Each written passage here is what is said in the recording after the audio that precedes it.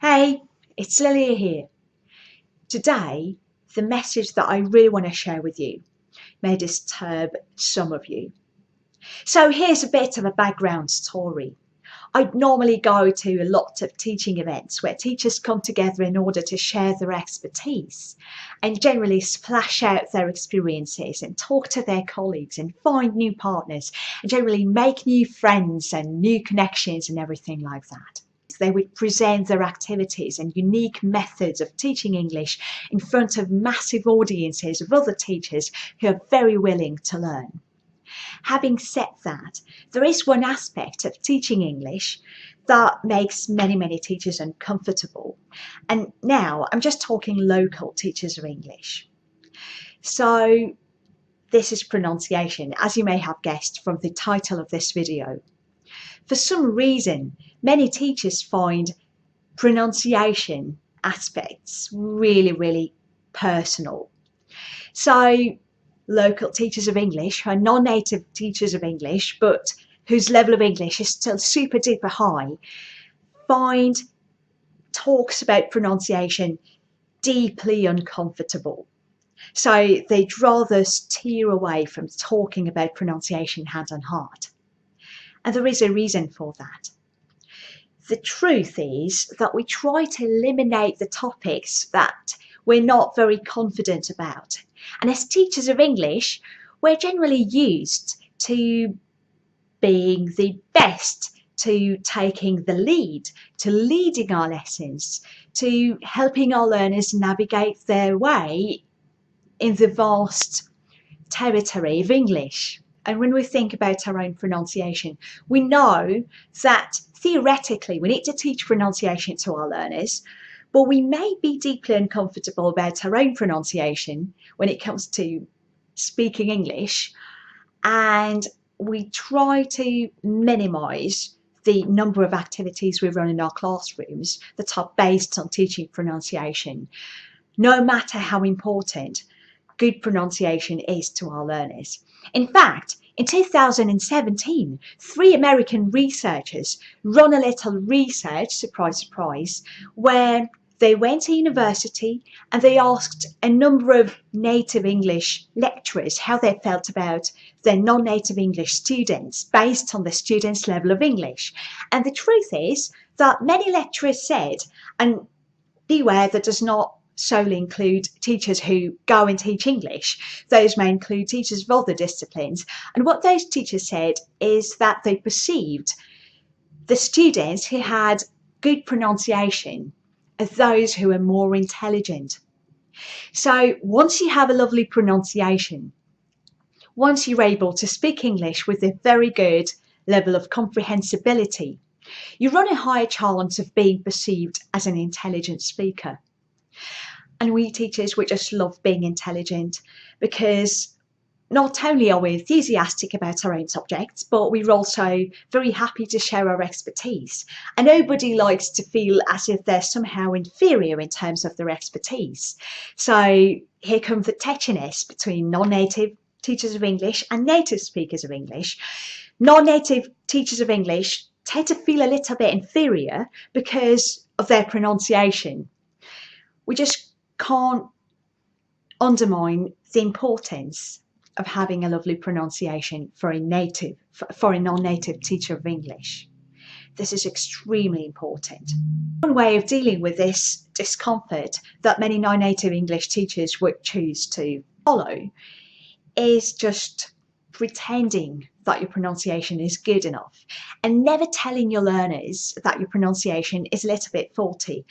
Or you may not even hear that in the first place, which is something we're going to address later in this video.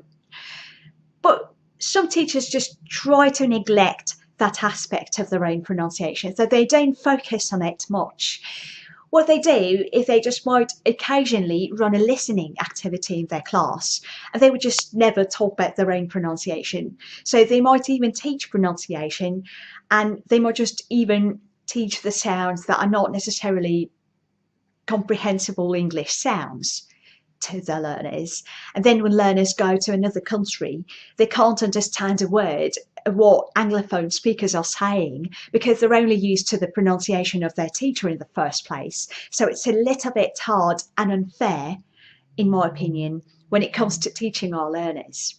The second way that you can look at things is just try to assess your own pronunciation in a fair way.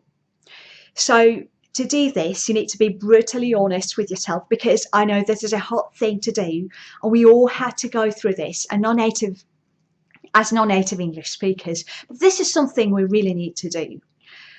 We need to estimate our own pronunciation in terms of its comprehensibility. And the comprehensibility, when I'm saying this term, what I actually mean is how well other people are capable of understanding our message.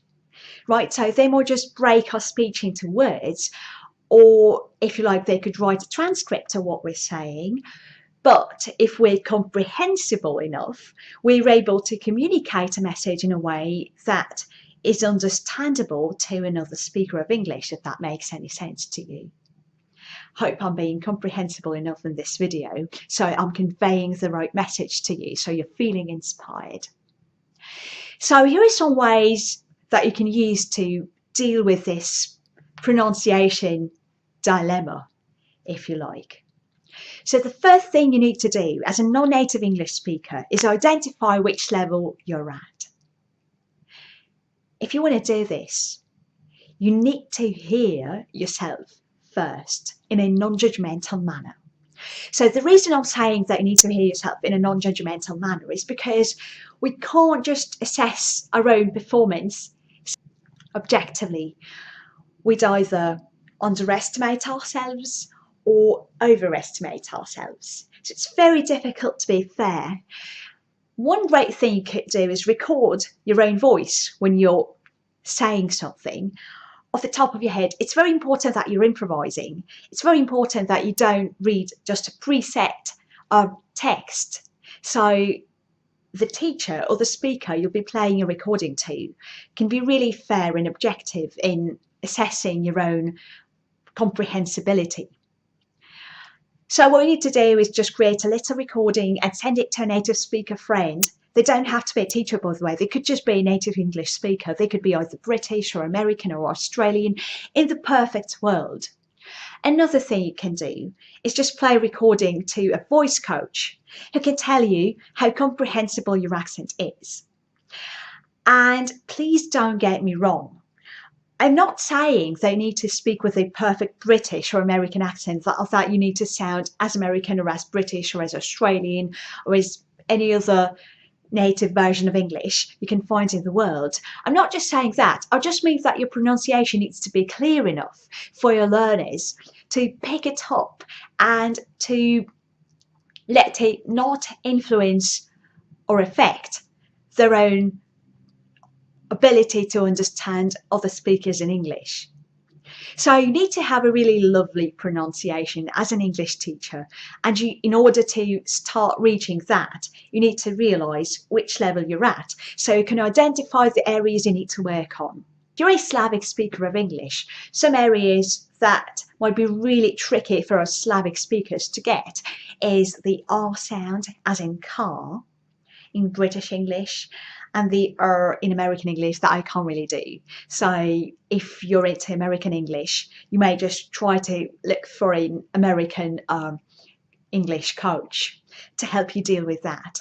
Some other areas you might have to work on in order to convey your message effectively in English might include your intonation, connected speech, right, the schwa sound, the little words that we jumble all together in order to break our sentences into chunks, including a few words, and then we have to make sense of what other people say, and they have to make sense of what we say. So this is something that comprehensibility deals with. And plus, one very important thing that you might have to do is learn to listen to the difference between comprehensible English and incomprehensible English in the first place. This is extremely important to do. I just can't emphasize this enough. You really need to be able to hear the sounds first before you're able to produce the sounds afterwards. So Try listening to various recordings and transcribing them. Pay attention to contractions, words such as he's doing that, right? He's doing that. He is. A contraction that is really important to pay attention to. Writing transcripts is a lovely way to learn to identify the sounds, so you can produce them afterwards yourself too. If you're a Slavic speaker, here is another important tip that I really want to share with you in terms of pronunciation. I tend to share it with all of my clients as a fundamental step when we're just starting to work on their pronunciation. So try to think of your body as an instrument.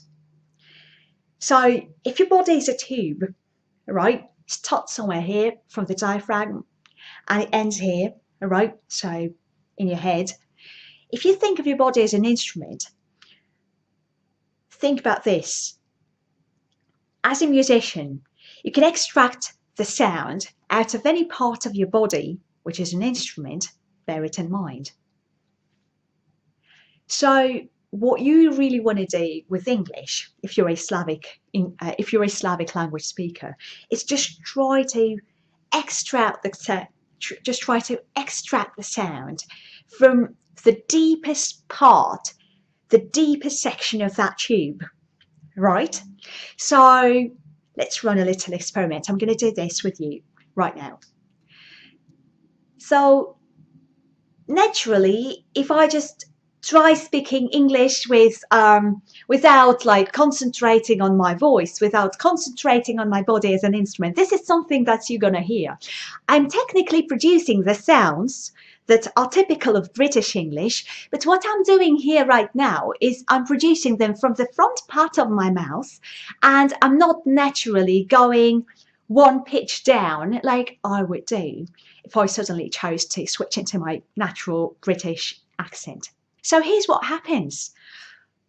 When I speak with a typical Russian accent, and I grew up with the Russian accent around me, I grew up with the Russian teacher, I grew up within a Russian and Ukrainian speaking environment in my country, which is Ukraine. So what I heard is people speaking from the front part of their mouth. And that's why when I went to an English speaking environment, I found it very difficult to switch into the understanding of what British English sounds like. So I used to extract my sound from like my throat, which is like here, and I found it very difficult to deepen my voice, which I found to be necessary if I had to speak with a British accent like I do right now. So here are some tips for you. I've got some other videos on my channel that can tell you more about speaking with a good accent and speaking with a native-like accent. I'm not telling you that my accent is perfect. I'm not saying that you need to speak with a perfect British accent in order to be an English teacher. But what you really need to do is try to introduce your students, your learners, to the best possible version of pronunciation you can. This is extremely important for their sake, because when they go abroad and when they start pursuing their goals, which are connected with English, they might find it difficult to understand other language speakers. So this is something you're going to do. If you really want to learn more, check my channel for videos on pronunciation, and I'll talk to you again in my further videos. Bye.